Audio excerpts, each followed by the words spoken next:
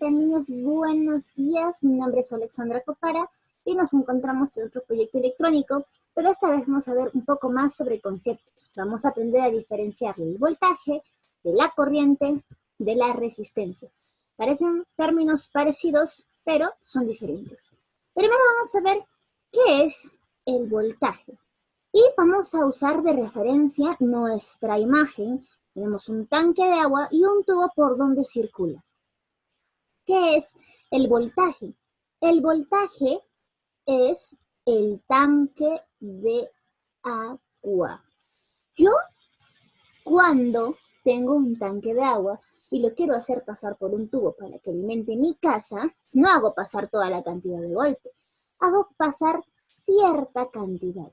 Y todo este tanque genera presión. Por eso es que el agua sube del primer piso al segundo al tercero.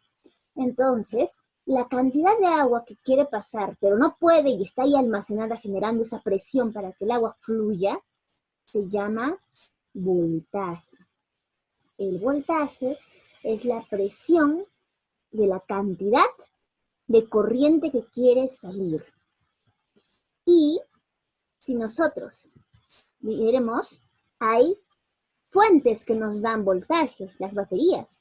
Nos dan cierta cantidad de voltaje, tienen cierta cantidad de corriente que nos permiten botar a través de un circuito. Y cuando se acabe, pues ya no saldrá nada. Pero hay quienes transportan mayor cantidad de voltaje y esas son las torres de alta tensión. ¿Nunca se han preguntado por qué hay torres pequeñas y hay torres más grandes con cables más gruesos? Efectivamente, estas torres se encargan de transportar diferentes cantidades de voltaje y están más arriba porque la corriente es muy juguetona y le encanta salirse. Entre más corriente quieras pasar, a veces hay pequeñas fugas por aquí, por aquí, por aquí. Entonces, entre más voltaje esté generando una fuente, los cables deben ser más gruesos y estar mucho más altos porque pueden llegar a escaparse y son grandes cantidades que pueden dañar a un ser humano. Por eso las que están a nuestro alcance y son fuentes pequeñas son las baterías y las que podemos tener cerca de casa son los postes de luz. Muy bien, yo he usado dos términos acá, el voltaje y la corriente. ¿Qué es la corriente? Nos vamos a enfocar en nuestra misma ilustración. ¿Ok? Yo sé que el voltaje es la presión del agua. ¿Y qué es la corriente? La corriente es esta pequeña cantidad que tú dejas pasar. Digamos que tú tienes un montón de estrellas que quieres hacer pasar por algún ducto. Vamos a dibujar nuestro ducto. Pues, estas estrellas se van a empujar unas con otras para ir pasando, pero van a pasar de una en una cantidad mucho más pequeña. ¿Ok? Y esa cantidad pequeña es la corriente.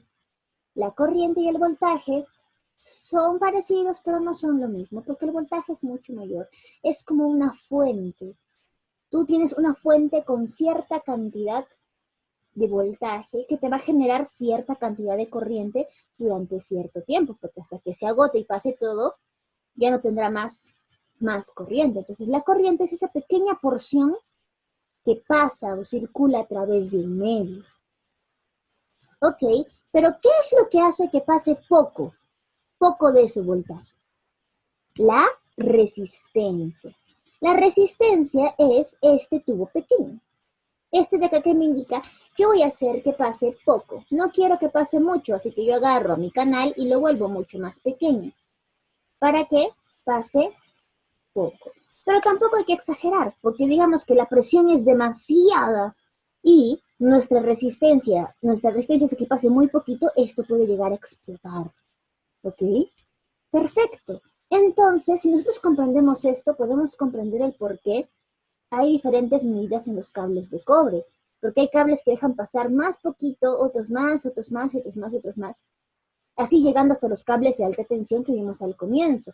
Todos los cables funcionan como resistencias porque nos dejan pasar cierta cantidad de corriente. ¿Ok? Y poco a poco se hace más pequeño hasta llegar a nuestras casas, donde lo mínimo que nos llega son 220 voltios.